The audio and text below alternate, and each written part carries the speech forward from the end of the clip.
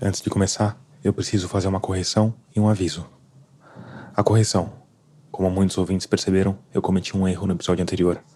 O personagem Rei Julien, de Madagascar, é um lêmure, não um suricato. Suricato é o timão do clássico Rei Leão. O episódio já está devidamente corrigido e eu peço desculpas pelo erro. O aviso. Como o título já evidencia, esse episódio é sobre sexo. Então talvez seja o caso de tirar as crianças da sala. Este podcast é uma produção da Rádio Guarda-Chuva. Jornalismo para quem gosta de ouvir. Os homens são mais perdidos por natureza, né? A gente tá mais ligado em algum... Desculpa, não quero te ofender. Essa é a executiva, cineasta e apresentadora de TV, Krishna Mahon. Eu queria começar do começo, pedindo para você se apresentar para quem não te conhece, falar um pouco de quem é você. Meu nome é Krishna Mahon. Krishna já é um nome esquisito, né? Eu venho de uma família muito doidona, bem anos 70, ripona, que, por incrível que pareça, apesar de ser mega miscigenada e um sincretismo religioso incrível, é daqueles, sabe, cover de rico, pobre de direita, que não sabe que é pobre. Mas espera, eu vou ter que te interromper já, porque a sua família é de direita e te deu o nome de Krishna, é isso? É uma loucura, Tomás. Esse povo usa drogas, mas usa mesmo. Isso pode entrar, não precisa ser em off. A Krishna se formou em cinema e jornalismo pela PUC Minas e durante mais de 2 décadas foi executiva de TV. Trabalhou na Discovery, nos Estados Unidos, depois no Abril History, no Brasil.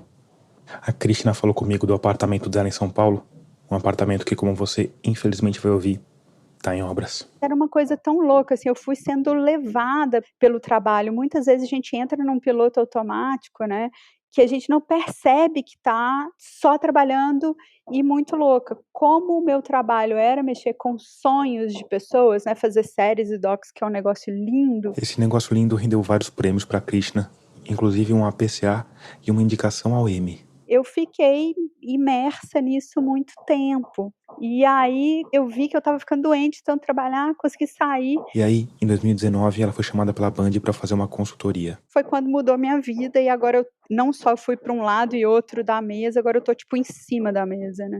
Fazendo pole dance na mesa.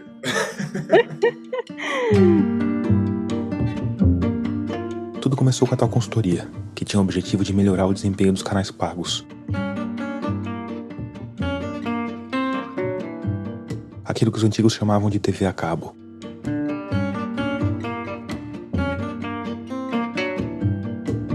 E os canais pagos deles são muito diversos, né? Tem esporte, tem notícia, não sei o quê. E o que eu menos sabia era sexo. E aí foi o primeiro que eu fui me debruçar para entender, né, o que acontecia, como entrar mais dinheiro, ter mais audiência. E aí vieram as primeiras ideias. Primeira coisa, eu acho que as marcas são muito quadradas, muito caretas, elas têm medo de se associar a um conteúdo 100% explícito, então a gente poderia ter na grade de programação alguns respiros de conteúdo não explícito que tenham a ver com sexo, mas que não sejam assim tão sujinhos, entre aspas. E para deixar bem claro o que tinha em mente, falei, vou gravar um negócio brincando aqui, contei um caso da minha família. A Krishna me mandou esse piloto, escuta só. Minha tia-avó, ela era casada com meu tio-avô, que era um mala chato pra caralho, irmão da minha avó. E ela maravilhosa, linda, gente boa, tarará. Ele morreu. E aí, poucos anos depois, ela fala assim pra gente, naqueles encontros de família, minha família cheia de mulher, aquela mulherada, só mulherada. Ela fala assim, gente, como vocês nunca me contaram que sexo era maravilhoso. Aí a mulherada da família inteira, tipo, ela nunca tinha tido um orgasmo uma vez. E o resultado? Eles gostaram tanto que eles falaram, a gente quer. A gente quer, no caso, a gente quer que você faça. E aí, em julho de 2019, eles criaram um programete chamado Rapidinha, com dicas picantes e divertidas sobre sexo, que ia ao ar nos intervalos dos filmes pornô do Sex Privé. Mas esse foi só o começo, porque não demorou muito. A Band aberta viu e me chamou para apresentar o Cine Privé, aquele que todo mundo batia punheta na adolescência. From Bangkok to Gibraltar, from New York to Zanzibar, every girl's independent, Emmanuel. Em outubro de 2019, a Krishna estreou apresentando o Cine Privé, que estava fora da grade havia 7 anos. E aí fui eu apresentar um negócio sendo paga para falar merda, para fazer o povo rir e perder um pouco das suas travas. A coisa deu tão certo que em outubro de 2020 estreava o Sex Privé Clube, um programa inteiro para falar sobre sexo que passou a ir ao ar depois do Cine Privé e que hoje é apresentado pela Krishna e pela especialista em sexo Érica Vieira. A minha pira é sempre falar com o outro, com aquele que não gostaria de falar comigo, eu não gostaria de falar daquele assunto especificamente, e eu acho o humor uma ferramenta maravilhosa. Juntou com o sexo, que é também uma ferramenta muito poderosa, virou um negócio incrível. A gente passou a bater a Record todas as madrugadas de sábado e todos os programas a gente fala de coisas muito profundas no meio da putaria. É maravilhoso. Eu dou uns toques assim que eu falo: "Não acredito que eu tô falando isso em TV aberta pra tanta gente". E para você, podcast maníaco que não sabe mais o que é TV aberta, vale lembrar que a TV aberta chega nos recônditos mais profundos desse Brasilzão. Chega onde não tem água encanada, onde não tem esgoto. Então, o meu choque e a minha delícia de descobrir o Brasil profundo é um negócio muito louco. A gente é um país que tem os maiores níveis de câncer e amputamento de pênis, porque as pessoas não têm higiene, não lavam o peru. Segundo a Sociedade Brasileira de Urologia, cerca de 1.000 brasileiros têm o pênis amputado todos os anos. Na maior parte dos casos, o problema é esse mesmo: falta de higiene. É um negócio louco. E aí a Krishna Marron, do alto dos seus 48 anos, com longos cabelos grisalhos, sempre num figurino sensual, aparece na TV aberta falando sobre sexo da forma mais natural, direta e divertida possível. A maior parte dos milhares de telespectadores da madrugada, como a maior parte dos telespectadores em geral, recebe aquela informação e não devolve nada em troca. Mas uma parte devolve. Em geral, pelas redes sociais. Meu Instagram, pessoal, tá virando um confessionário, tá virando um lugar muito interessante. No começo, ele tinha as minhas coisas pessoais, como todas as pessoas normais têm os seus Instagrams. E aí, eis que um dia abro as DMs e tem um peru enorme, assim, eu levei aquele susto, né? Ai, meu Deus! Peru, a gente não tá falando daquele animal que é sacrificado no fim do ano, né? Não é desse peru que a gente tá falando. A gente tá falando de um pintão, assim. Eu levei aquele susto. Ai, meu Deus, aquela vontade de mandar para todas as amigas, para o grupo da família e tal. E antes que eu pudesse, né, baixar, assim, entender o que estava acontecendo, eu leio a mensagem do cara, né, ou pensar em bloquear, qualquer outra coisa. Eu recebo a mensagem do cara e o cara orando: "Ai, que o Senhor te abençoe, que os seus caminhos não sei o quê, por favor, ore por mim, porque eu sou instalador de papel de parede no interior do Piauí e quando chove eu não tenho trabalho". Cara, eu rezei por aquele cara, que foi o primeiro nude que eu recebi na minha vida. E aí eu fiquei pensando: "Meu Deus, eu tô conseguindo acessar uma pessoa no interior do Piauí, eu estando em São Paulo, olha que coisa linda". E ao mesmo tempo, olha como as conexões humanas estão tão perdidas, que as pessoas não sabem falar com a outra: "Olha, eu te admiro, eu gosto de você". Ao invés de falar isso ou tentar falar de alguma outra forma, o cara manda aquilo que ele tem de melhor. O que que ele tem? O pau e a oração, a reza, a fé dele. E depois desse vieram vários. Hoje em dia eu não recebo tanto nude mais, porque todos os sábados eu estou falando que eu sou contra a objetificação feminina, que eu sou a favor da mulher fazer o que quiser com o próprio corpo até safadeza, mas que as pessoas têm que falar de outra forma e tal. Então eu tomo numa coisa meio de educar ali, e eles já sacaram pelo meu perfil que tem uma zoeira, mas tem um limite também. Então é muito bonitinho, porque eles não têm muita noção, assim, do que é feminismo, mas acham que eu sou uma mega feminista e Você respondeu pra ele? cara, eu respondi o que normalmente eu respondo. Eu falei: "Olha, não se manda nude para alguém que não quer receber, porque isso é uma forma de assédio, mas eu tô entendendo que você tá tentando fazer um elogio, que você tá tentando fazer um carinho em mim, mas tenta falar com mulheres de outra forma, porque você vai ter muito mais sucesso se você tentar falar de outra forma". E aí ele me perguntou: "Ah, como é que você acha que eu deveria falar?". Eu achei fofo ele pedir desculpa.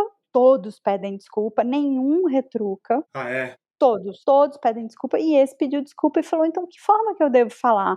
Aí eu falei: Pô, pensa em como que a sua irmã, suas amigas gostariam que os caras falassem com elas e usa a mesma forma. Quando você tiver intimidade, aí você vai pra putaria. Ele riu, adorou, mandou corações e volta e meia esse cara me escreve falando que tá rezando por mim, que tá indo bem, que não sei o quê.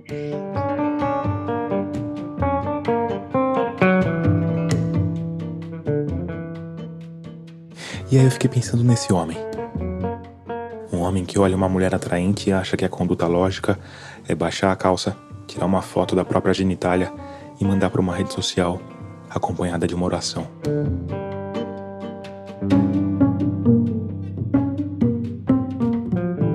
Como a gente chegou nisso? O que explica esse comportamento?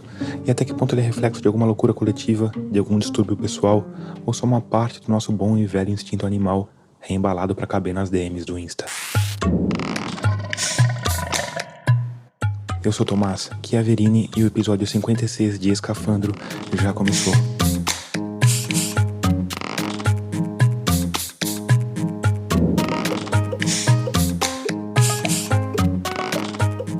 Nele, a gente vai finalmente falar sobre o pai de todos os assuntos. A gente vai falar sobre sexo.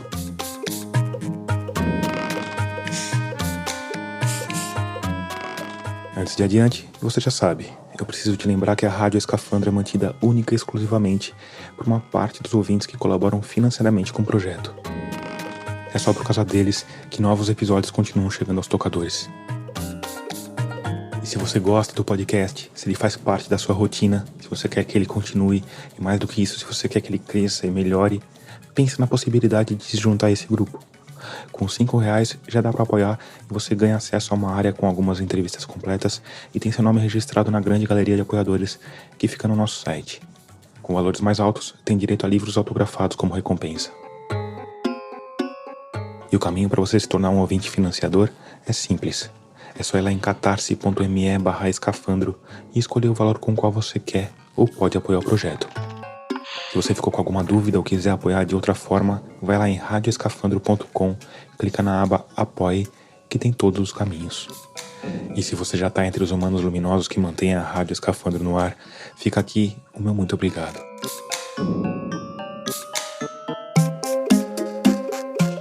No mais, me segue nas redes. Eu tô no Twitter, no Instagram e no Facebook como Rádio Escafandro e como Tomás Chiaverini.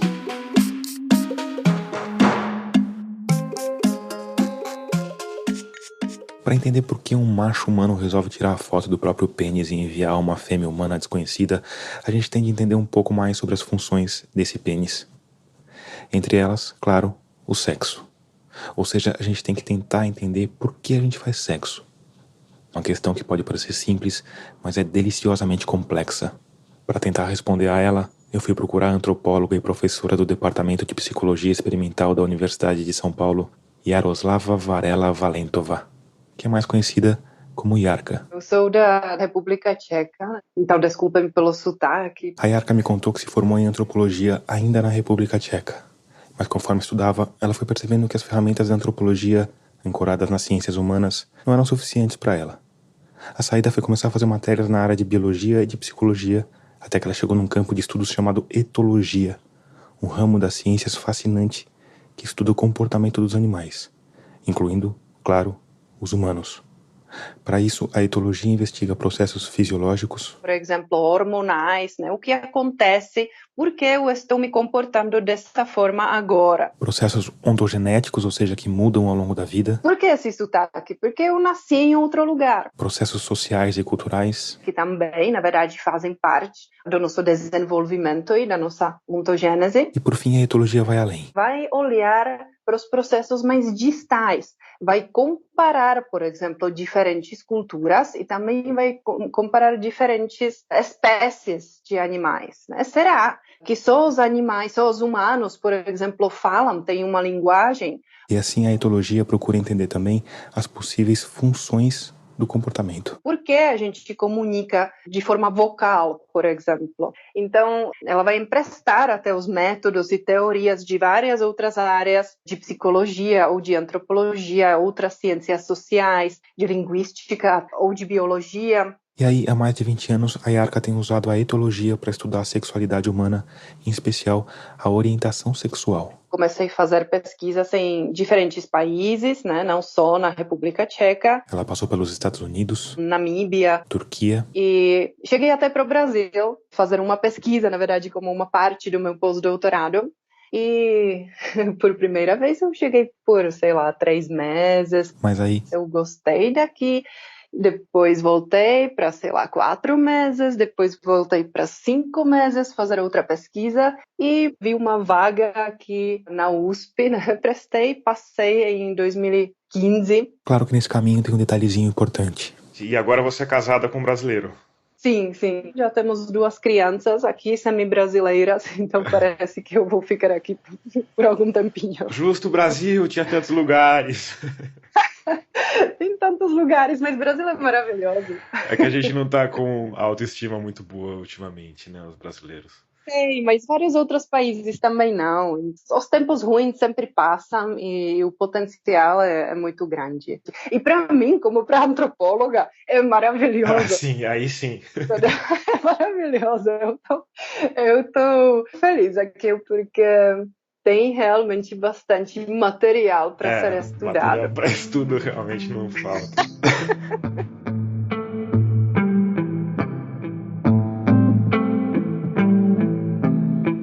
E talvez você esteja aí se perguntando qual é o tipo ideal de uma pessoa que vive pelo mundo estudando a sexualidade alheia. Bom, a resposta é um tanto óbvia. Outra pessoa que vive pelo mundo estudando a sexualidade alheia.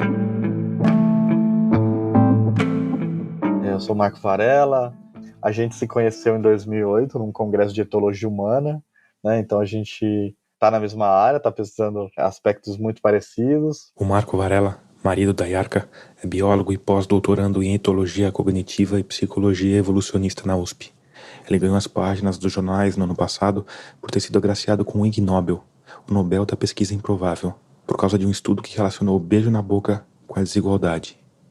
A gente vai falar mais sobre o beijo daqui a pouco, mas antes, é hora de voltar para aquela pergunta inicial. Por que existe sexo? Por que as pessoas, na verdade, fazem sexo? A Yarka me falou que essa é uma das primeiras perguntas que ela faz para os alunos dela na USP, e que as respostas costumam estar dentro de um mesmo padrão. A gente faz sexo porque a gente gosta de alguém, a gente ama alguém, ou a gente está excitado, né, sexualmente, ou a gente quer se desestressar, por exemplo. Esse é um motivo legal. Ou para aumentar a autoestima, né? Alguém gostando do nosso corpo ou da gente, a gente, na verdade, vai aumentando a nossa autoestima. Ou pode ser vingança, por exemplo. Então, ele transou com outra pessoa, então eu vou também, né? Eu vou me vingar, por exemplo, né? Isso que a Yarka costuma fazer em sala de aula, perguntar para as pessoas por que elas fazem sexo, tem sido feito há tempos por pesquisadores do mundo inteiro. E conseguiram elencar 4 grandes fatores, tipos de razões que as pessoas fazem. É para expressar o amor, é para conseguir recursos imediatos, para se sentir bem, então para aumentar a autoestima e tal, ou para manter a parceria, né? Para satisfazer o parceiro, a parceira. Essas respostas podem até fazer sentido do ponto de vista individual. Só que, curiosamente, elas deixam de lado a função mais elementar do sexo. Nenhuma delas é tipo, faço para ter filhos, entende? A gente raramente vai pensar sobre uma possível reprodução, né? E também de que a reprodução está por trás da sexualidade. E isso, claro, porque a gente é humano, porque a gente é diferente dos outros animais e porque a gente cria camadas e camadas de cultura que abafam nossos instintos mais primitivos, certo? Não exatamente. Pensa, por que os animais fazem sexo? Cachorros, por exemplo, ou coelhos. As pessoas falam, eles fazem sexo para reprodução. E os humanos? Os humanos fazem por prazer, que é isso. Mas espera, os animais fazerem sexo para reprodução e não por prazer, significa que os caras têm PhD em biologia reprodutiva. Eu não acho que o coelho vai pensar que precisa criar os filhotes. Ele também não pensa sobre reprodução, que nem a gente. Na verdade, é a mesma coisa. A gente tem que sentir prazer nas coisas que ajudam na nossa sobrevivência. A gente não come porque a gente sabe que essas calorias vão fazer bem, porque a nossa mitocôndria vai queimar o açúcar. A gente come para matar a fome, a gente come por prazer.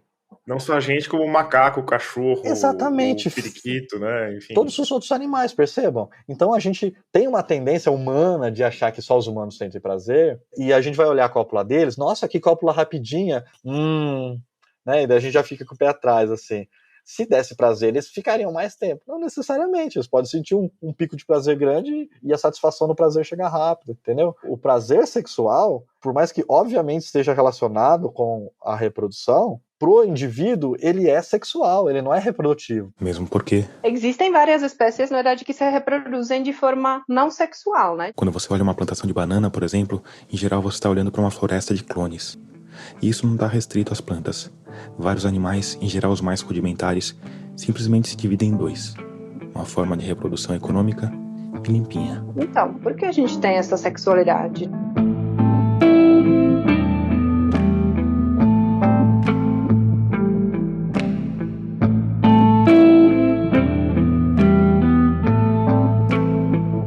Reprodução. Já pensou sobre essa palavra? Eu pensei bastante. Principalmente quando eu estava lendo um livro chamado Longe da Árvore, do escritor americano Andrew Solomon. É um livro sobre pais que têm filhos diferentes deles. E o Solomon abre o livro falando justamente dessa palavrinha, reprodução. Eu pedi para Gabriela Maier, musa literojornalística e dona do podcast Põe na Estante, ler esse primeiro parágrafo pra gente. Não existe isso que chamam de reprodução. Quando duas pessoas decidem ter um bebê, elas se envolvem em um ato de produção. E o uso generalizado da palavra reprodução para essa atividade, com a implicação de que duas pessoas estão quase se trançando juntas, é, na melhor das hipóteses, um eufemismo para confortar os futuros pais antes que se metam em algo que não podem controlar. Nas fantasias subconscientes que fazem a concepção parecer tão sedutora, muitas vezes gostaríamos de nos ver a nós mesmos vivendo para sempre, e não a alguém com uma personalidade própria. Tendo previsto a marcha para frente de nossos genes egoístas, muitos de nós não estamos preparados para filhos que apresentam necessidades desconhecidas. A paternidade nos joga abruptamente em uma relação permanente com um estranho. E quanto mais alheio o estranho, mais forte a sensação de negatividade. Contamos com a garantia de ver no rosto de nossos filhos que não vamos morrer. Filhos cuja característica definidora aniquila a fantasia da imortalidade são um insulto em particular.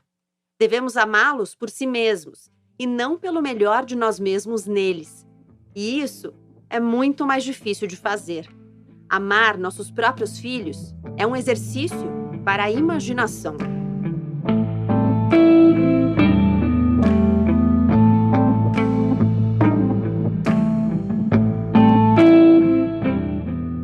No livro, o Andrew Solomon foca nas diferenças.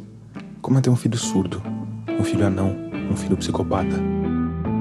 Mas eu achei uma boa trazer essa perspectiva aqui, porque essas diferenças só existem por causa do sexo. Porque quando o óvulo e o espermatozoide se misturam numa nova vida, eles embaralham as informações genéticas da mãe e do pai para criar algo completamente novo. E esse é o motor da evolução. Se fosse, na verdade, só reprodução por clones, na verdade, a especiação, ou seja, a criação de novas espécies, provavelmente nem aconteceria. E será que a evolução não aconteceria se não existisse reprodução sexuada? Lembrete dos pré-requisitos para a evolução acontecer. 1. Um ambiente que muda com o tempo. 2. Espécies que produzam indivíduos diferentes entre si ao longo das gerações. 3. Que essas diferenças sejam transmitidas pela genética. Aí os mais adaptados vão sobreviver melhor, vão construir prédios, casas, inventar Netflix, foguetes, chegar em Marte e assim por diante. Provavelmente aconteceria de alguma outra forma, porque a evolução em geral, ela na verdade conta com algum tipo de reprodução e variedade. Precisa ter variedade. E essa variedade só existe por causa do sexo. E sem o sexo e sem a variedade, a evolução não seria como a gente conhece hoje. E sem a evolução, a gente não teria outras duas coisas. A gente não teria nem a morte, nem a individualidade. Pelo menos não do jeito que essas duas coisas são hoje. Marco Varela. A vida surgiu com reprodução assexuada, por clones. Todas as bactérias se reproduzem assexuadamente. Se você mata uma bactéria, você não mata um indivíduo, você mata um clone. Aquele indivíduo ainda está copiado em vários lugares, entende? Então, o sentido da morte em termos daquela célula ali, né, naquele organisminho, faz sentido, beleza, você matou aquela bactéria, mas no sentido daquele indivíduo, aquele genótipo ali, ele continua existente em cópias em vários lugares, entende? Então, o que acontece é que com o advento da multicelularidade, quer dizer, a seleção sexual é antes da multicelularidade ainda, né? Os protozoários, que também são seres unicelulares, eles já fazem sexo, eles já pareiam uma célula do lado da outra, trocam pedaços do cromossomo, coisas assim. Então, para resumir, sim, a reprodução ou a produção de seres variados é a grande função por trás do sexo. Organismos que se multiplicam desse jeito e não simplesmente criando cópias de si mesmo se deram melhor. E com isso o sexo, vamos dizer, virou moda. E ao longo da evolução, a sexualidade, o comportamento sexual adquiriu várias novas funções. Por que os chimpanzés fazem sexo, né? Ou por que, por exemplo, os bonobos, né, que são os mais próximos parentes de chimpanzés e de nós. Você deve se lembrar dos bonobos do episódio anterior. Os macacos hippies que resolvem tudo transando. Aliás, se você não ouviu o episódio anterior, eu te recomendo, porque ele está bem relacionado com tudo que a gente está falando aqui. Os bonobos, eles resolvem os conflitos com sexo. Eles têm bastante relações sexuais, machos, fêmeas, fêmeas, fêmeas, machos também, mas muito mais frequentemente fêmeas, fêmeas. E às vezes acontece, por exemplo, antes de comer, né? Eles vão achar alguma fonte de comida, né? Uma árvore, por exemplo, com frutas. E antes de todo mundo começar a comer rápido e brigar por peças melhores, primeiro eles vão fazer relações sexuais, se acalmar um pouco e, na verdade, cooperar e colaborar em vez de brigar. Então, obviamente, a função da sexualidade aqui seria, por exemplo, diminuição da agressividade e aumento de colaboração e de cooperação entre os indivíduos. E para variar, o que acontece com os bonobos acontece também com os humanos. Quando a gente pensa sobre, por exemplo, relacionamentos de longo prazo, em sua maioria, as relações sexuais, na verdade, não vão levar à criação de filhotes. Ainda bem, né? A gente teria muitos filhotes. Mas o que acontece é que os parceiros, na verdade, vão ser menos agressivos, eles vão ficar mais calmos, vão colaborar, né? Vai aumentar, na verdade, apego um com o outro, né? Apego é basicamente amor. Isso explica parte desse dito paradoxo da homossexualidade, né? Nossa, não tem filho, então como assim? Primeiro, muitos têm filho sim, e segundo, tem muitas vantagens que você pode obter sociais com o sexo, e fora as vantagens corporais, né, para a sua saúde, para o seu bem-estar psicológico. Por que as pessoas, então, se masturbam, por exemplo, ou por que pessoas fazem sexo oral ao parceiro? Isso não aumenta o sucesso reprodutivo, mas traz outra função. Apaziguamento, por exemplo, depois de brigas, o casal vai brigar e no final vai fazer relação sexual e vai ficar de boa de novo. Um clássico, vamos combinar. Ou função de prevenção de brigas e de agressividade, né? Então, na verdade, aumenta a colaboração, aumenta a qualidade do relacionamento.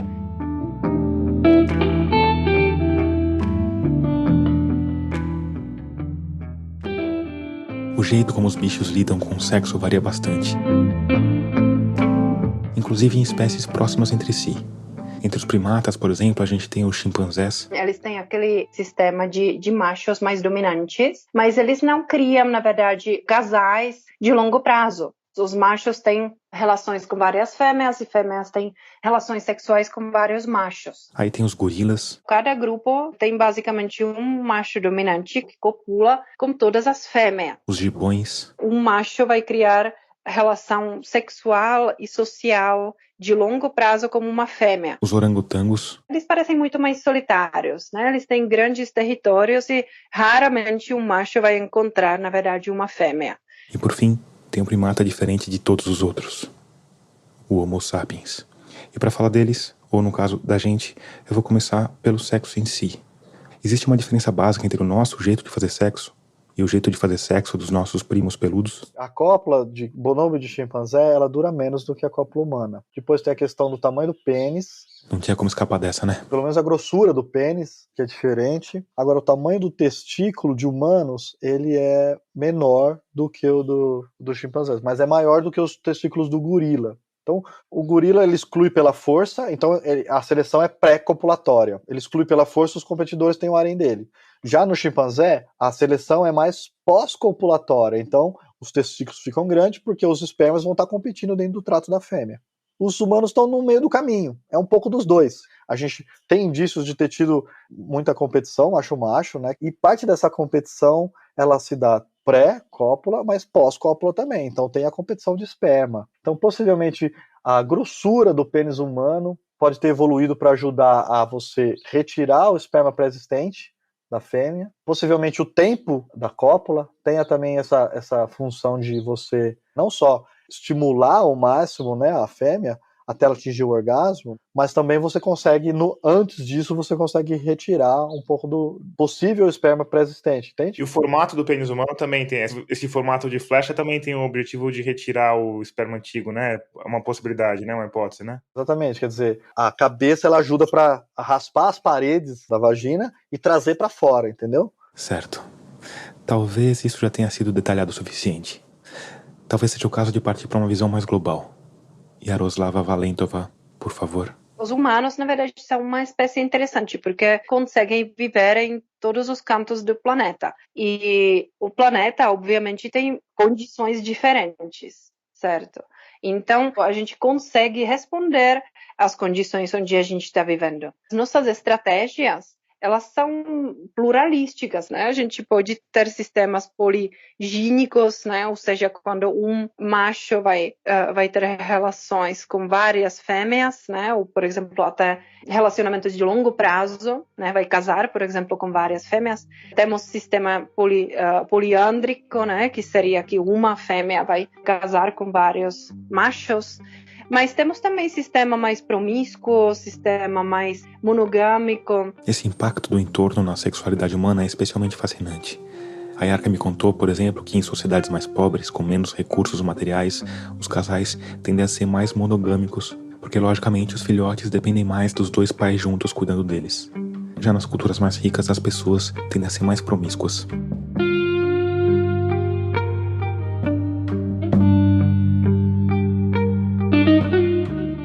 Tem algum exemplo que você acha interessante trazer que reforce essa questão do ambiente, que seja...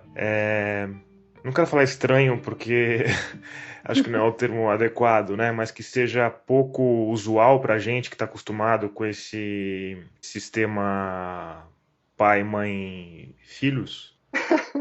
Quando a gente olha para as outras sociedades ou culturas e até para as, como a gente chama, small scale societies, né? Ou seja, sociedades realmente de porte pequeno, a gente vai ver de que essa tendência de casar como uma pessoa específica para a vida inteira, né? Ou pelo menos essa é a ideia, em maioria dos casos no final não dá certo. Isso, na verdade, não é muito comum. O que é, na verdade, o mais comum, provavelmente, é uma monogamia seriada, né? Ou seja, que a gente cria laço emocional e sexual com uma pessoa por algum período, mas depois a gente se separa, divorcia e depois, na verdade, acha um outro parceiro. Mas tem várias outras possibilidades, como, por exemplo, em algumas partes da Ásia, Tibete, essas partes mais difíceis para viver, como, por exemplo, nas montanhas, né, com muito frio, escassez de recursos. Aí acontecem sociedades onde, frequentemente, uma mulher vai ter vários maridos. Pode parecer maravilhoso. Então ela tem vários maridos, que legal, né, que ótimo. Eles vão ajudar com tudo, eles vão ser os melhores amigos e vai ser maravilhoso. No final não é tão maravilhoso, né? Várias pesquisas, na verdade, mostram que os maridos brigam muito entre si. Às vezes, na verdade, eles resolvem esse tipo de relacionamentos de uma forma muito engraçada. Eles trabalham, por exemplo, longe, né? Tipo, muito longe. Por exemplo, meio ano, eles vão trabalhar em algum lugar e depois eles vão voltar para casa. E quando um dos homens volta para casa, daí o outro vai embora. E assim, eles repousar, basicamente, para não ficar muito tempo junto, né? Então tem esses sistemas interessantes.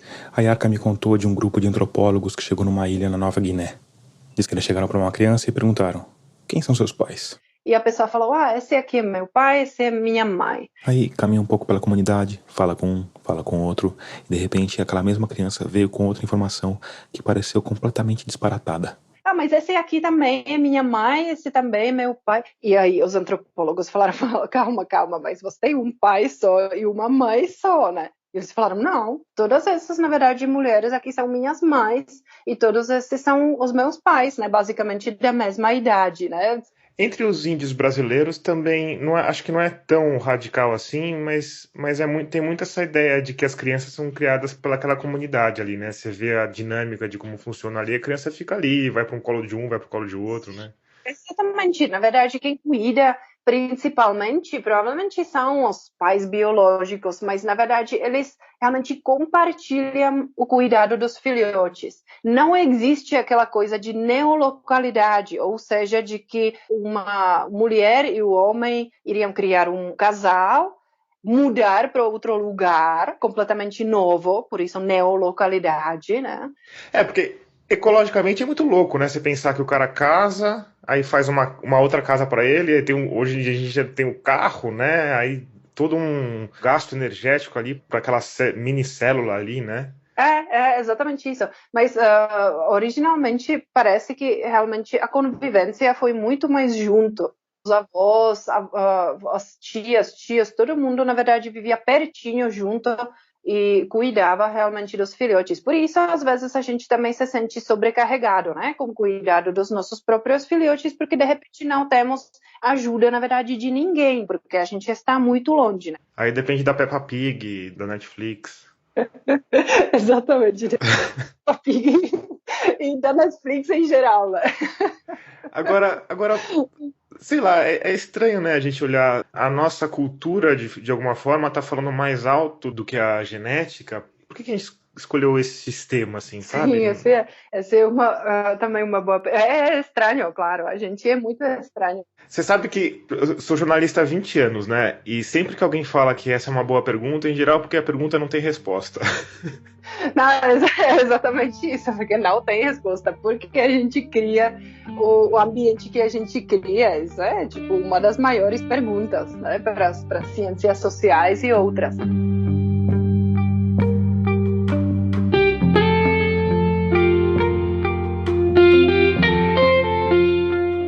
Eu não sei se você reparou, mas a gente fez um percurso curioso na nossa conversa. Um percurso que serve como uma boa metáfora para o assunto do episódio. Porque feito jovens amantes levados pelo momento, a gente começou no sexo e quando foi ver, tava lá, metido numa família, com crianças chorando, tendo de escolher entre os avós e a Netflix. Mas aqui não é o mundo real. Aqui eu tenho o poder de pisar no freio e dar meia volta e voltar pro começo de tudo. Pro sexo, pros encontros amorosos, pras preferências afetivas. Que curiosamente, ao contrário do que acontece nos arranjos familiares e na dinâmica dos relacionamentos, são bem homogêneas. Marco Varela, um exemplo, por favor. Recentemente, eu fui incluso numa grande parceria internacional de pesquisa que eles buscaram replicar o estudo clássico do David Buss. O David Buss é um psicólogo americano considerado um dos fundadores da psicologia evolucionista. De 89, com 37 culturas diferentes, que ele passou um questionário perguntando o que você prefere em um parceiro amoroso para homens e mulheres. E descobriu que homens e mulheres concordam em várias coisas, né? A pessoa tem bom humor, se a pessoa é inteligente, se a pessoa é carinhoso, coisas assim. Mas as mulheres acabavam preferindo homens que têm maior habilidade ou tendência para adquirir recursos, né? Então a questão monetária pesa. Aqui, antes que você, minha ouvinte, que tá feliz da vida com seu companheiro pé rapado, tire os fones de ouvido, jogue no chão e pise em cima, vale fazer uma parte. A gente tá falando de tendências gerais. Isso não quer dizer, obviamente, que todo mundo se comporta do mesmo jeito. As pessoas individuais não são a espécie humana, né? Elas compõem a espécie humana. Então tem sempre variação individual e tem sempre influências locais no desenvolvimento individual das pessoas. Além disso, a estrutura da mente humana, ela é universal, ela é multifacetada, o departamento reprodutivo é um dos mais importantes evolutivamente, logicamente, porque não adianta nada você viver 1000 anos se você não deixar descendentes e nem ajudar os descendentes dos seus parentes, entendeu? Então, a mente de acasalamento, né, o mating mind, todas as faculdades mentais que a gente usa para achar parceiros e para lidar com os relacionamentos. Esse é um dos aspectos mais importantes e ele também é multifacetado. Ressalvas feitas. A gente fez essa nova coleta, que agora tem 45 culturas diferentes, e a gente encontrou exatamente os mesmos resultados que o David Buzz encontrou 30 anos atrás.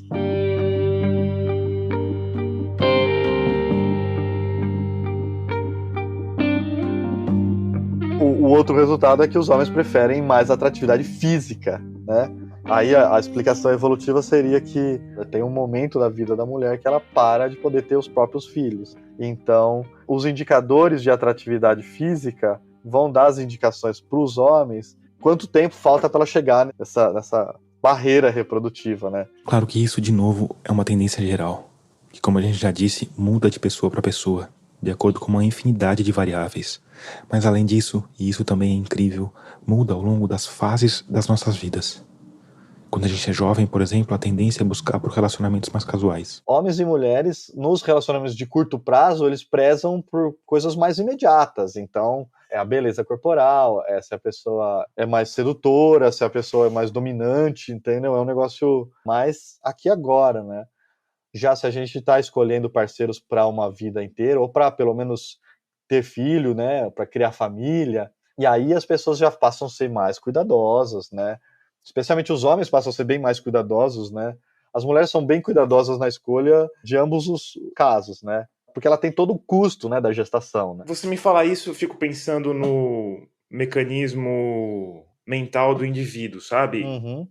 Porque por trás do sexo tem essa coisa meio difusa também, que é o desejo, né? E tem um componente instintivo gigantesco. Nesse caso que você está me falando, tem uma hora da vida que a pessoa muda o canal, ou tem uma hora que a razão fala mais do que o instinto? Não é uma chavinha que a gente liga e desliga, né? Ou é? A ideia que a psicologia evolucionista trabalha é que a mente humana inteira, seja a mente consciente, racional, lógica, tanto a mente mais emocional, intuitiva, elas estão a serviço do sucesso reprodutivo do indivíduo e dos seus familiares. Por exemplo, a síndrome do macho jovem, né? O macho é jovem, não tem nada a perder, ainda não tem filho, ainda não tem parceira, e ele tem que arranjar uma parceira, então ele vai se arriscar. Então, são aqueles casos de maior violência, de maior risco, né? Onde é o tudo ou nada, né? Não tenho nada a perder, então vamos lá.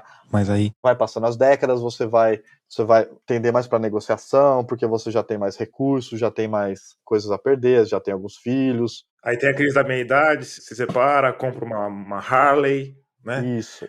E a crise da meia-idade acontece também para as mulheres, né?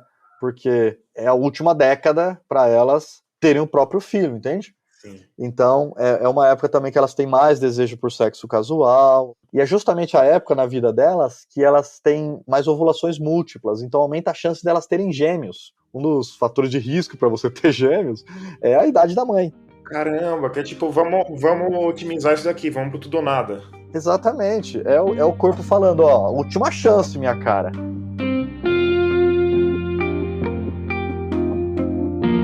Isso é num nível ontogenético, num nível de décadas, então tem todas as fases da vida que a gente vai tendo esse ajuste, né, de qual desses critérios vão estar mais funcionando.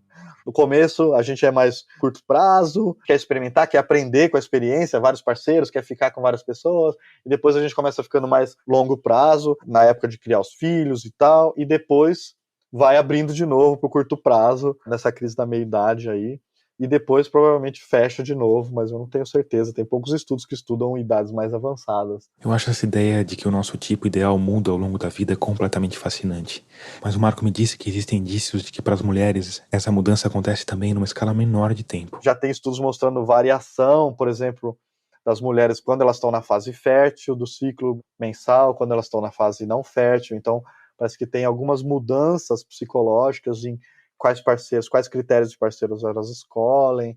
Quer dizer, não é só que a mulher vai ficar com mais desejo ou menos desejo numa parte do mês, é que o tipo de homem que ela está procurando vai mudar de acordo com a fertilidade da época do mês, é isso? Vai mudar, exatamente. Que é outro exemplo de como o sexo tem poder sobre o seu corpo? Um dos estudos que ganhou o Ig Nobel desse ano foi um estudo que mostrou que o orgasmo ajuda a desentupir o nariz. tão bem quanto os remédios que são próprios para desentupir o nariz. Faz sentido, é uma função para o corpo. Então, para você fazer todo o ato sexual, a cópula humana, você precisa ter fôlego, entende? Mais um exemplo, o beijo romântico. O Marco me contou que existem 2 teorias mais aceitas para explicar por que a gente beija na boca. E eu já vou avisando, nenhuma delas é assim, muito romântica. A primeira tem a ver com a alimentação dos bebês. Em sociedades tradicionais, não tem processador de alimento, não tem papinha. Então, em muitas dessas sociedades, as mães mastigavam o alimento e transferiam para a boca do filho. Daí você fala, então tem função de alimentação, mas tem também função relacional, né? Quer dizer, tem um vínculo fortalecido, não só pelo alimentar, mas pela proximidade, o toque pela pele, o lábio, ele é prazeroso, né? Tem mais terminações nervosas. E então, uma das explicações seria que o beijo teria vindo daí e teria sido exaptado, teria sido reaproveitado para manter a relação macho e fêmea no casal. E você vê, às vezes, os casais em começo de namoro, que estão muito apaixonados, você vê eles dando comida um na boca do outro, falando um com o outro de forma infantilizada, como se estivesse falando com uma criancinha. Mas ainda são 2 adultos lá, só que são 2 adultos apaixonados. Outra teoria, por favor. Agora, tem uma outra teoria da função evolutiva do beijo, que seria acessar a qualidade do parceiro. Você vê se a pessoa beija bem, você vê, sentir o gosto da boca da pessoa, o cheiro da boca da pessoa. Essa história do cheiro é particularmente interessante, porque pelo cheiro da pessoa a gente consegue perceber se a pessoa tem um sistema imunológico mais diferente que o nosso. Uau! Você faz a pessoa não comer alho, cebola, pimenta, coisa assim que deixa cheiro forte durante uma semana, ela dorme com uma camiseta branca e depois guarda a camiseta branca num vidro, fecha bem e põe no freezer, e daí as pessoas depois vão avaliar o cheiro da camiseta. Sequencia essas pessoas e descobre que as pessoas vão sentir mais atraente os cheiros de pessoas que têm um sistema imunológico mais diferente do que o delas. Então, o cheiro da pessoa é um indicador. Eu acho que é uma das poucas características que a gente escolhe o oposto, que isso funciona, que os opostos atraem. A grande maioria das outras características são os semelhantes que se atraem, né?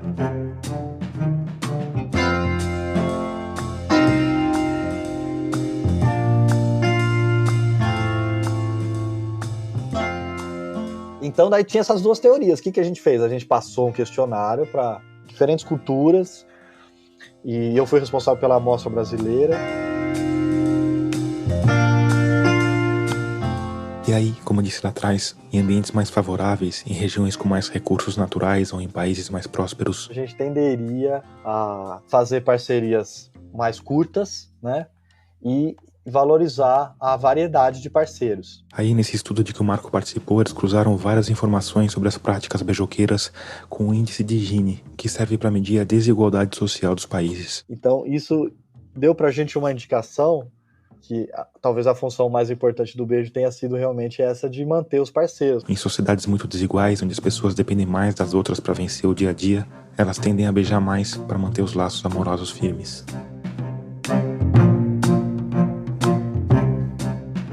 Aí, no ano passado, o Marco abriu um e-mail com um provocador alerta de estritamente confidencial e descobriu que tinha sido agraciado com o Ig Nobel de Economia.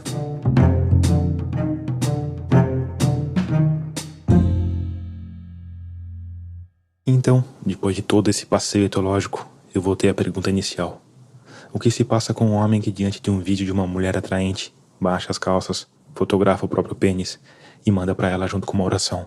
É uma característica típica para os exibicionistas, né? O exibicionista não quer mostrar o próprio corpo na frente da parceira, por exemplo, né? Ou pessoa conhecida, mas exatamente na frente de uma pessoa desconhecida, o que é meio estranho, mas parece ser bastante frequente na população, especialmente masculina. Os homens exibicionistas, agora especificamente, eles, na verdade, sentem prazer sexual desse tipo de comportamento. E o que faz parte da parafilia é de que, na verdade, não conseguem sentir prazer sexual de outras atividades sexuais. Ou seja, eles precisam dessa atividade específica para se satisfazer sexualmente. Agora, da onde que vem isso? Porque os macacos também fazem esse tipo de coisa, né? Qual que é a vantagem evolutiva disso, se é que existe alguma? Então, os macacos, por exemplo, os chimpanzés, eles também às vezes vão exibir o próprio pênis, às vezes o pênis erecto, para as fêmeas, mas também para os machos. Parece que pode ser uma parte de uma competição intrasexual, demonstrar para os outros machos, olha, eu estou meio que aqui preparado, pode ser realmente sinal de poder, de status. Ele vai sentar em um lugar muito alto para todo mundo ver, ainda com pênis ereto. Então, basicamente, está demonstrando o próprio status de que ele é o dono do território, por exemplo, ou das fêmeas. Para além disso, no caso dos humanos exibicionistas, tem teorias que apontam para transtornos no ritual do cortejo. Parece que o cortejo tem umas fases específicas em várias espécies, né? Que é uma localização do parceiro, depois é uma interação pré-tátil, né, antes de tocar o parceiro, depois seria uma interação tátil e depois seria a copulação, né, ou seja, a relação sexual. E parece que essas fases existem exatamente nessa ordem, mas às vezes simplesmente dá errado. Segundo essas teorias, os exibicionistas estão presos na fase pré-tátil. Eles não tocam geralmente ninguém, mas eles estão se exibindo na frente de pessoas desconhecidas. Então, basicamente, eles pulam a localização, né? Ele tanto faz para eles qual parceiro, precisa ser só anônimo e desconhecido. E nunca vão, ou geralmente eles não vão prosseguir para as outras fases do cortejo.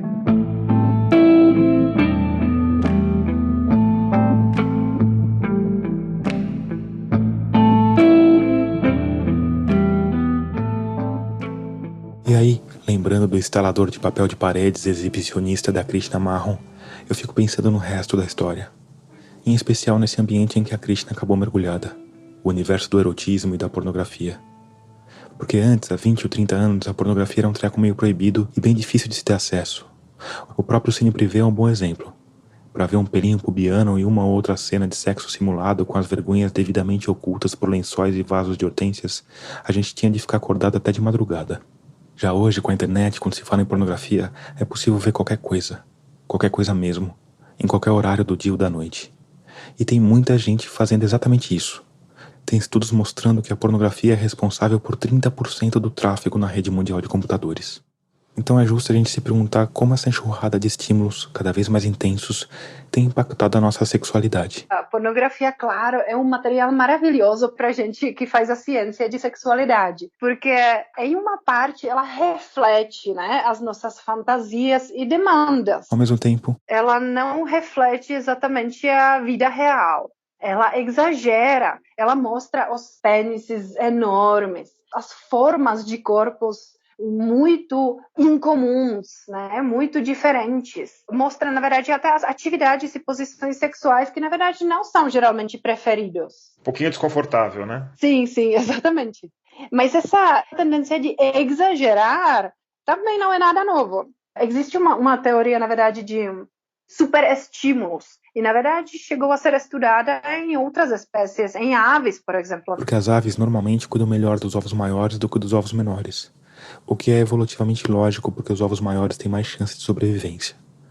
Mas aí... Chegou um pesquisador malvado e incluiu nessa ninhada um ovo de plástico enorme. Resultado. O pássaro, coitado, ele rejeitou completamente os próprios ovinhos e cuidou só desse ovo enorme de plástico.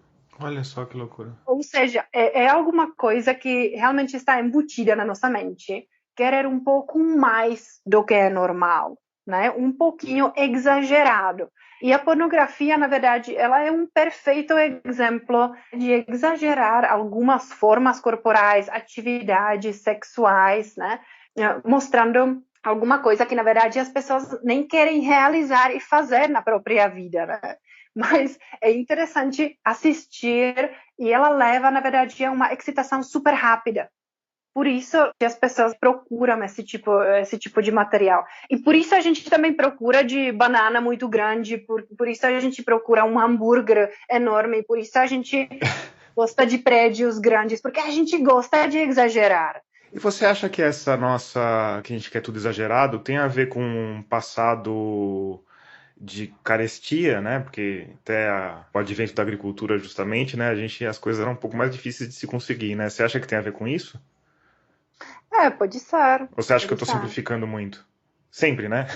Jornalista gosta de simplificar e cientista gosta de complicar. É assim que funciona. Exatamente. Essa é a nossa relação complicada. Eu quero resposta. Eu não tenho!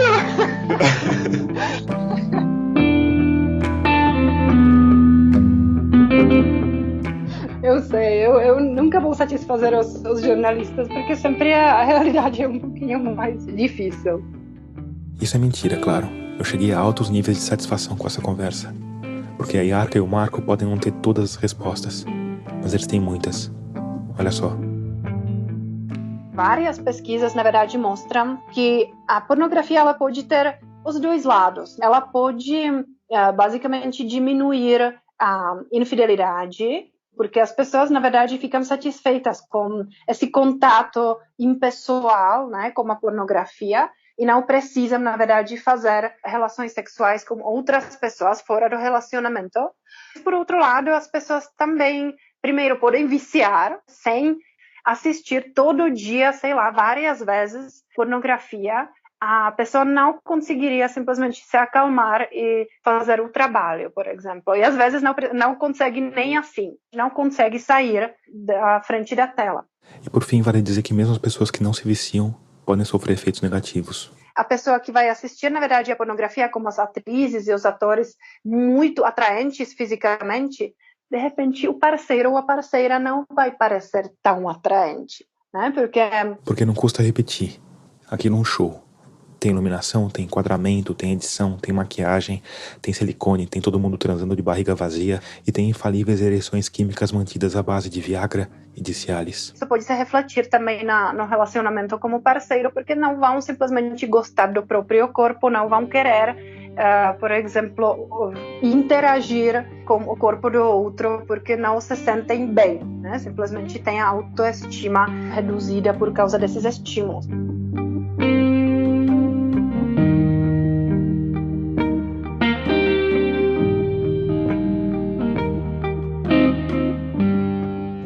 Não, me conta essa coisa da...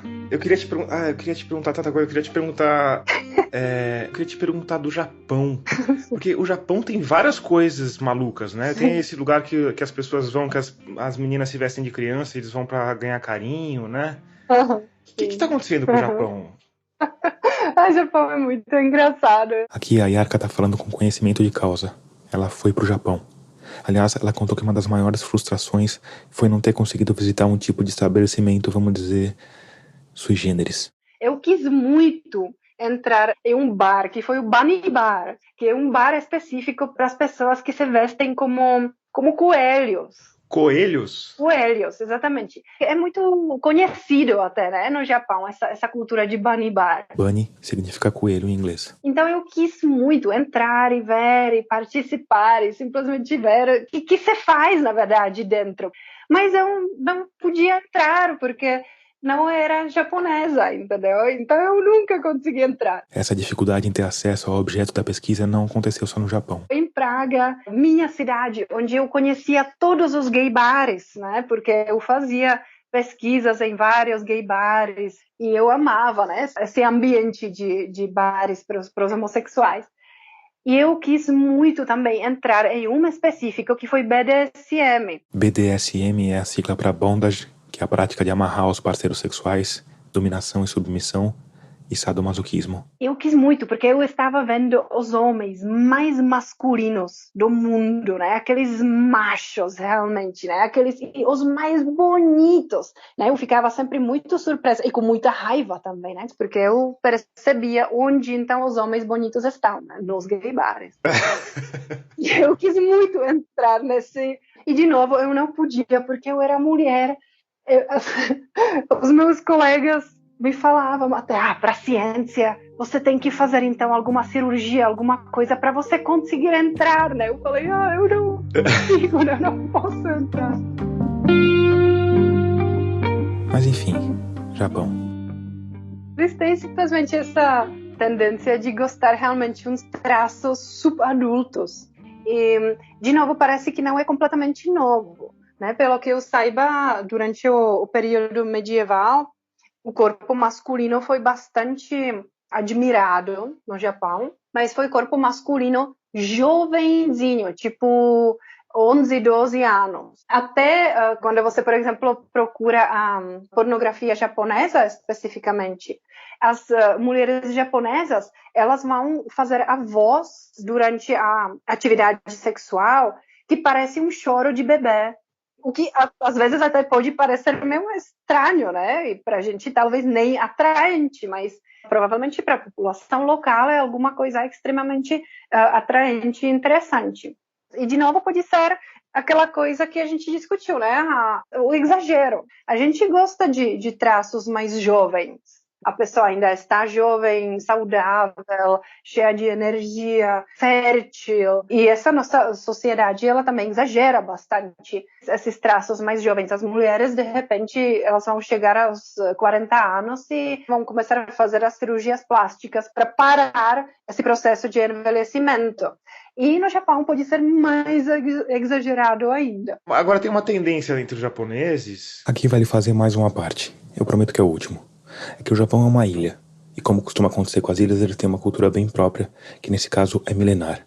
E que por mais que esse comportamento, que é de uma parte da população, possa parecer estranho, ela é estranho pra gente, que mora do outro lado do mundo. Tem uma tendência entre os japoneses, que eu acho que é bem surpreendente também, que é essa coisa de não fazer sexo, né? Sim, também. Os jovens fazendo cada vez menos sexo. Uma pesquisa feita pelo governo japonês em 2017 mostrou que a taxa de jovens adultos virgens vem crescendo no país. E que na faixa dos 18 aos 34 anos, 42% dos homens e 44% das mulheres nunca tiveram uma relação sexual. Mas parece que essa tendência de assexualidade, ela está aumentando. As pessoas, na verdade, finalmente estão se descobrindo um pouco sexualmente. E algumas pessoas simplesmente se descobrem como assexuais, o que não é problema nenhum, né, no final. Ao mesmo tempo, talvez a orientação sexual, ou assexual nesse caso, seja só uma parte desse fenômeno. Evolutivamente, faz sentido o ato sexual ter o seu prazer específico, porque na maioria das vezes ele está ligado a um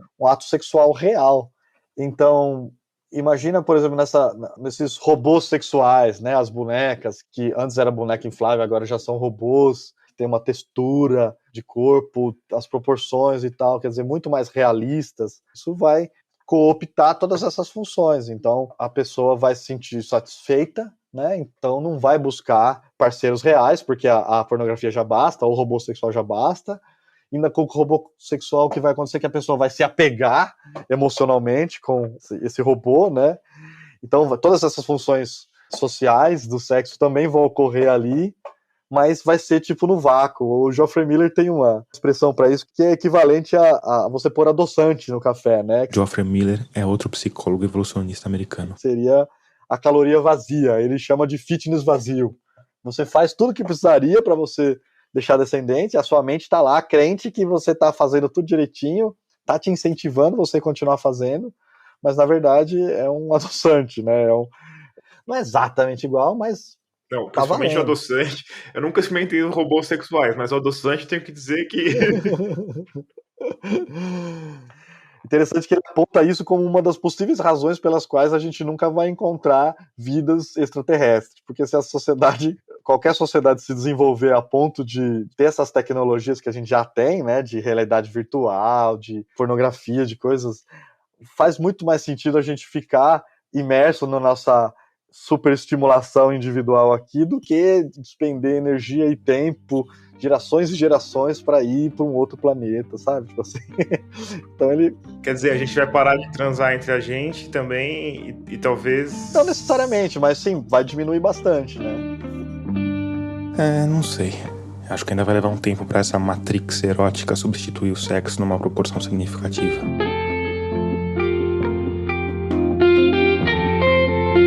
Mas uma coisa é certa, os programadores vão ter que se esforçar para atender a todas as preferências humanas.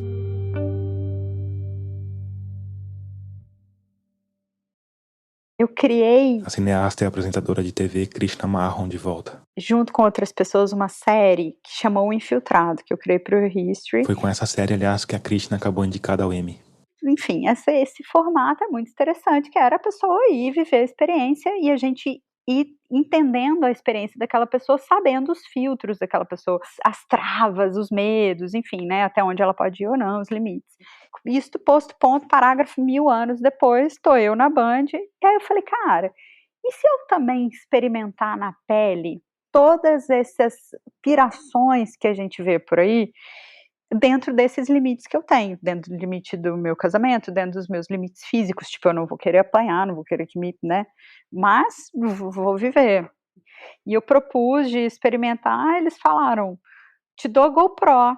Eu falei, beleza. Aí eles criaram um quadro chamado Rolês Gozados. E aí a primeira de todas foi uma massagem tântrica. Cara, eu parei de contar quantos orgasmos eu tive no segundo.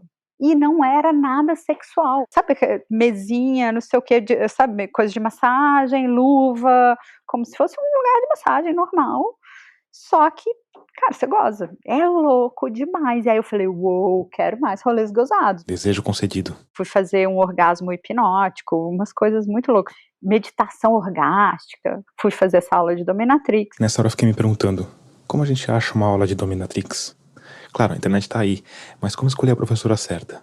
Afinal, vamos combinar que é um assunto sensível. Eu mandei uma mensagem para a dominatrix, que eu já tinha entrevistado, para Mahara, Miss Mahara, que é uma fofa, um amor de pessoa. Ela falou, eu tenho um sub ótimo. Não é o sub dela, é um cara que, tipo, quero bater, o cara tô aqui para apanhar. Sub é de submisso, né? De submisso. Ele, por acaso, ele não só é submisso, mas ele é masoquista também. Poderia ser submisso sem ser masoquista.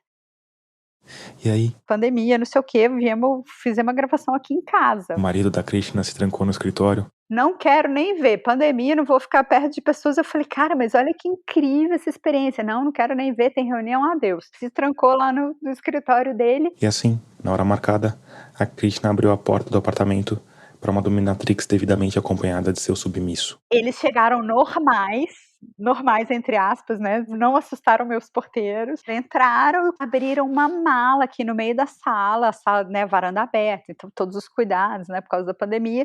Ele trocou de roupa ali num cantinho assim, ele não foi, nem entrou no lavabo, porque era tanta apetrecho, tanta coisa para tirar da mala dele para ele colocar, né? A roupa, uma máscara, luva, não sei o que, sapato, tudo diferente. Então era uma mala de coisas, né? E ela também. Então eles se montaram inteiros, viraram assim praticamente super-heróis aqui dentro de casa, sabe? Pulp Fiction, assim. Zed's dead, baby. Zed's dead, baby. Zed's dead. Era tipo, uou, assim, roupa toda de couro, e ela também, e eu tinha uma roupa que o Sex Privé tinha feito uma zoeira comigo uma vez, que era uma roupa de mulher gato, era a única coisa meio látex que eu tinha, era essa roupa de mulher gato, coloquei, eles acharam o máximo, fez sucesso, inclusive, diga-se de passagem, e aí me mostraram como é que é pegar um chicote, manusear um chicote, e baixou em mim, né, baixa, igualzinho baixa a pombogira, de vez em quando baixou a dominatrix, e eu desci o bambu, a dominatrix já falou, cara, você nasceu pra isso, nenhuma das aulas que eu fiz, alguém pegou tão bem, e eu perguntava, no comecinho, eu perguntei pra ele, tá tudo bem, você tá feliz, você tá gostando? E o cara falava, sim, senhora, obrigado, senhora. E eu falava, mas eu posso mais? Por favor, senhora. E aí eu, tipo, sabe, saiu um monstro de dentro de mim. Amei. E vocês não transaram, foi só a pancadaria? Não, imagina, só pancadaria. Eu passei a mão nele, eu fiquei com muita dó de como a bunda dele ficou depois, então eu fiz uns carinhos nele, assim, né, do tipo, acolhi ele depois, porque eu me senti muito mal. Eu vou te mandar uma foto da bunda do sujeito depois, porque é surreal o negócio, sério, você vai ficar de cara, que euzinha, Krishna, boazinha, fofinha, desci o cacete no cara. E aí depois que você se bateu nele durante Quanto um tempo que durou essa viu? sessão? Sei lá, uma meia hora, mais talvez, e ele gostou, tipo, ele ficou realmente feliz. realmente. E aí depois, Depois eles saíram daqui juntos, troca de roupa. voltaram para suas roupinhas normais. E o seu marido, enquanto isso, você lá na pancadaria, o seu marido lá fazendo conference call do trabalho, é isso? Terminou tudo. A hora que ele saiu do escritório, o povo já tinha ido embora. E aí ele olhou a roupa assim e falou: ah, tá bonita. Ponto. Tipo, that's it. Não há nada. Aí suei, né? Suei de tanto bater no cara, tomei banho, voltei pro pijama. Como é que é a interação com ele como pessoa, assim, sabe? Quando você... Não, aí ele me escreveu depois pelo Instagram para agradecer e me mandar essa foto que eu te mandei. Tipo, olha que lindo, não sei o que o resultado do seu trabalho. Obrigada, senhora, e tal. Aí eu falei, ai, que fofo, porque ele realmente era fofo, ele era uma gracinha de pessoa. Ele, olha, quando você quiser, me liga, eu vou. Se você quiser que eu seja sua mesinha no programa para você apoiar o pé, eu vou ser sua mesinha humana e não sei o quê. E é muito doido, que aí o programa foi ao ar, choveu mensagem no meu Instagram de gente falando, me bate, por favor, chuta meu saco. Sério? Faz não sei o quê, me domina. Se você quiser que eu vá para ir cozinhar para você, lavar seu chão, não sei o quê, não sei o quê. Eu falei, caralho. E aí eu abro essas mensagens e eu mostro pro meu marido, né? Eu falo, Zi, olha isso aqui, que legal. Aí ele, meu Deus, ele só fica tipo... E eu achando sempre o máximo. Eu me divirto, eu falo, uau, olha que incrível que é o desejo e o prazer das pessoas estar em tantos lugares diferentes que a gente não pode imaginar. E eu fico descobrindo isso o dia inteiro. A minha pira agora é descobrir as coisas das pessoas, porque é muito interessante. É muito mais divertido, inclusive, do que ficar deu audiência, não deu audiência, entregou a fita, o programa. Então é muito legal essa vida nova que eu tô.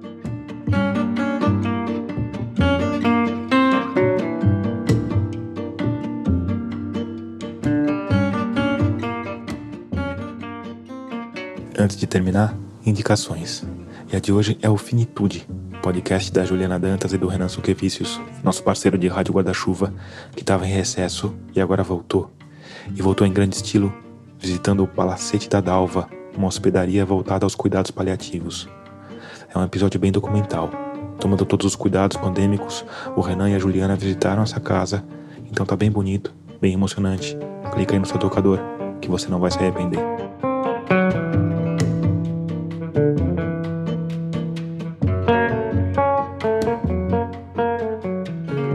Termina aqui o episódio 56 de Escafandro. A nossa trilha sonora tema é do Paulo Gama. A mixagem de som do Vitor Coroa. O design das nossas capas da Cláudia Funari. Trilhas incidentais da Blue Dots. Eu sou Tomás Chiaverini e concebi, produzi, roteirizei, editei e sonorizei esse episódio. Se você gostou dele, ajuda a espalhar a palavra de Escafandro e compartilha aí nas suas redes. E se você fizer isso, me marca para eu poder te agradecer. Obrigado por escutar e até o próximo mergulho.